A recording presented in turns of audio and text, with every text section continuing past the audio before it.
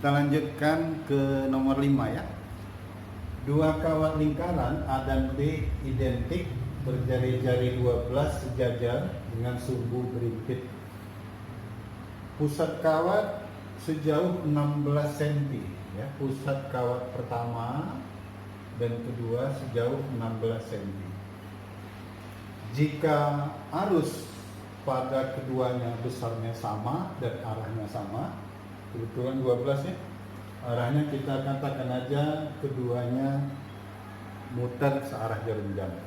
Berapakah medan magnet pada salah satu pusat kawat yang ditimbulkan oleh kawat A dan B? Di sini saya tinjau kawat A, nanti kalian boleh tinjau kawat B. Cara mengerjakannya sama. Kita lihat. Jadi kalau kita tinjau di pusat kawat A, maka medan magnet di titik ini penyebabnya ada dua.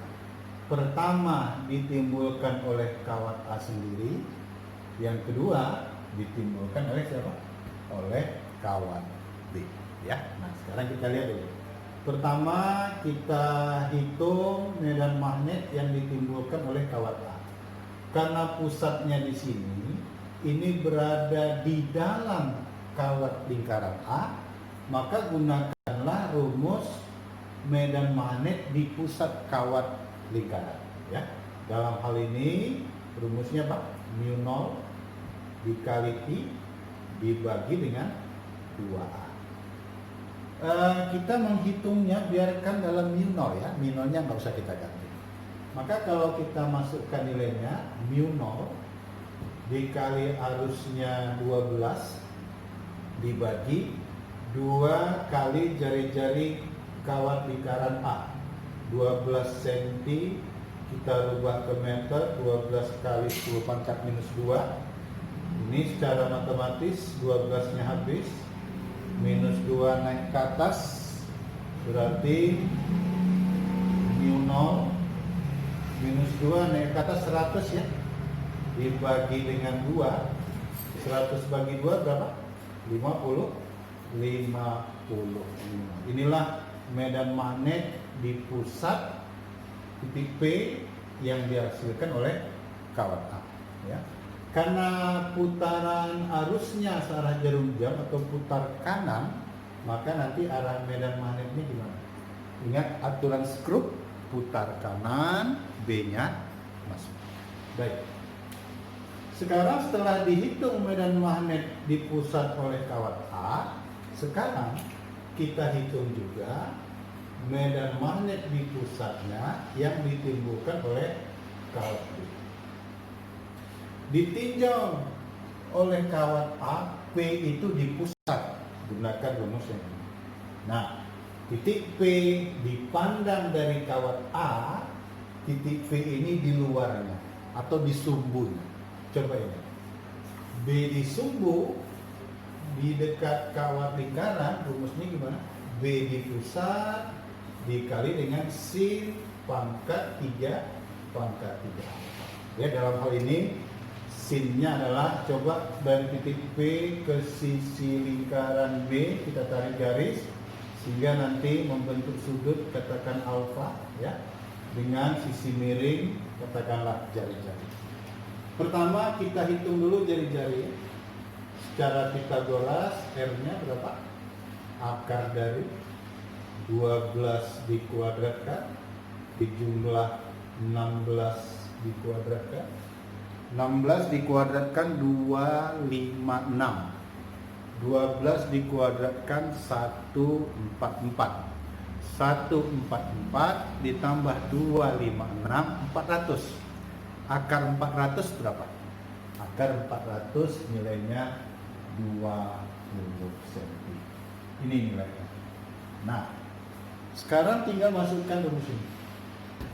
Maka B di titik P oleh kawat B adalah B di pusat, kebetulan karena kawatnya identik, arusnya sama. B di pusat B oleh kawat B sendiri dengan A itu sama. Maka B di pusatnya berapa? Nilainya nanti sama ya, 50 dikali sin pangkat 3 alfa.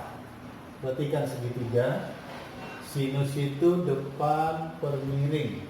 Berarti depannya 12, miringnya 20, dipangkatkan 3. Baik, coba kalau kita hitung ini, kita sederhanakan dulu ya. Sama-sama bagi 4, 12 bagi 4, 3, 20 dibagi 4, 5, tinggal dipangkatkan 3.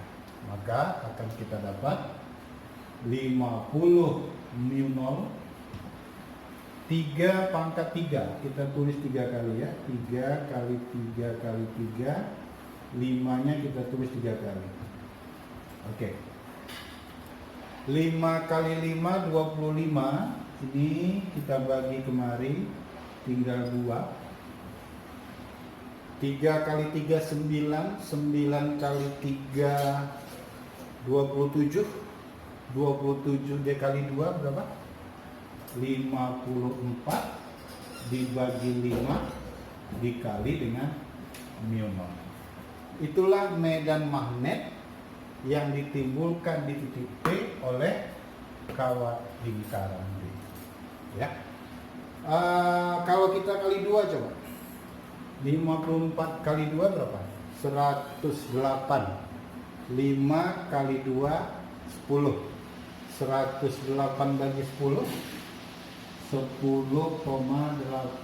0 ya. Oke, itu B di titik P. Nah, karena arah arusnya sama, maka medan magnetnya sama. Maka B di titik P oleh kawat B arahnya juga masuk. Kesimpulan, karena dua-dua medan magnetnya masuk, maka kita tinggal jumlahkan saja. Ya, berarti kalau kita jumlahkan, dapat geser kemari ya, maka medan magnetik di titik P oleh kedua kawat kita jumlahkan. Pertama, jumlahkan medan magnet oleh kawat A. Kedua, kita jumlahkan medan magnet oleh kawat B di titik P. Berarti 50 mu 0 dijumlah dengan 10,8 mu 0. Itu kalau dijumlahkan berapa ya? 50 tambah 10, 60 ya. Maka didapat 60,8 mu 0. Itulah nilai medan magnet di titik P atau pusat kawat lingkaran A yang ditimbulkan pertama oleh kawat A sendiri, kemudian ditimbulkan lagi oleh kawat B yang berada di sisi kawat A.